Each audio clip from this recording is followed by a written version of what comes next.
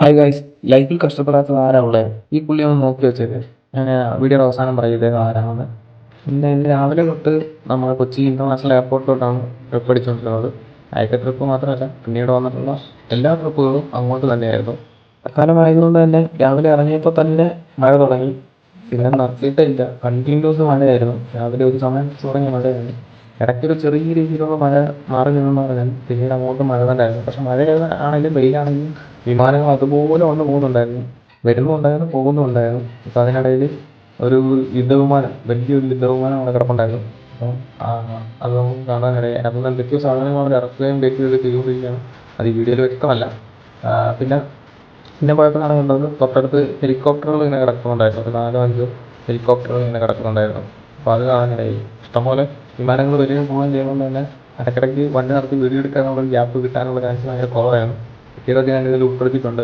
മഴക്കാലമായതുകൊണ്ടും പ്രത്യേകിച്ച് രാവിലെ തൊട്ട് മഴയായതുകൊണ്ടും റെയിൻ സർജ് ഉണ്ടായിരുന്നു. 20 അല്ലെങ്കിൽ 25, 30 ഈ റേഞ്ചിലാണ് റെയിൻ സർജ് മാറി മാറി വന്നുകൊണ്ടിരുന്നത്. മഴയുടെ ശക്തി കൂടുന്നതനുസരിച്ച് റെയിൻ സർജും കൂടി വന്നിരുന്നു. അപ്പോൾ അതിനിടയ്ക്കാണ് ഈ ഹെലികോപ്റ്റർ കാണാനിടയായത്. ആ ഹെലികോപ്റ്ററാണ് ഈ കാണുന്നത്. 4 ഹെലികോപ്റ്ററാണ് ഉള്ളത്. അപ്പം അങ്ങനെ ഇന്നത്തെ യാത്ര ഫുള്ള് എയർപോർട്ടിലോട്ടായിരുന്നു. ഏകദേശം ഒരു ഉച്ച 4 മണി വരെ നമുക്ക് എയർപോർട്ട് മാത്രമാണ് എനിക്ക് ഓർഡർ കിട്ടിയത്. വേറൊരു സ്ഥലത്തോട്ട് എനിക്ക് ഓർഡർ കിട്ടിയിട്ടില്ലായിരുന്നു.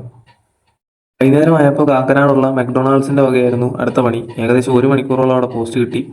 ചോദിച്ചപ്പോൾ അവർ പറഞ്ഞത് അവർക്കൊന്നും ചെയ്യാൻ പറ്റൂല, 60ഓളം ഓർഡറുകൾ പെൻഡിങ് ആണ് എന്നൊക്കെയാണ് പറഞ്ഞത്. ആകെ 4 അക്കമുള്ള ഒരു ഓർഡർ ഐ ഡി കണ്ടുപിടിക്കാൻ പോലും അവർക്ക് പറ്റൂല. അവർ ചുമ്മാതെ അവിടെ ഓർഡറുകൾ അടിച്ചു കൂട്ടി വെക്കുന്നുണ്ട്. അതിനോ ആരും വന്ന് എടുക്കാൻ പോലും ഇല്ല. മണിക്കൂറുകളായിട്ട് ആ ഓർഡറുകൾ അതുപോലെ അങ്ങനെ ഇരിക്കുകയാണ്.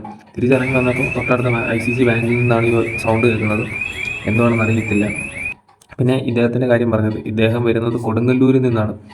കൊടുങ്ങല്ലൂരിൽ നിന്ന് കളമശ്ശേരി കാക്കനാട് വന്ന് ഓർഡർ എടുത്ത് പോകുന്ന ഒരാളാണ്. അദ്ദേഹത്തിൻ്റെ ജോലി ചെയ്യാനുള്ള പറ്റാത്തത് കൊണ്ടൊക്കെയാണ് പുള്ളി ഇങ്ങനെ ചെയ്യുന്നത്.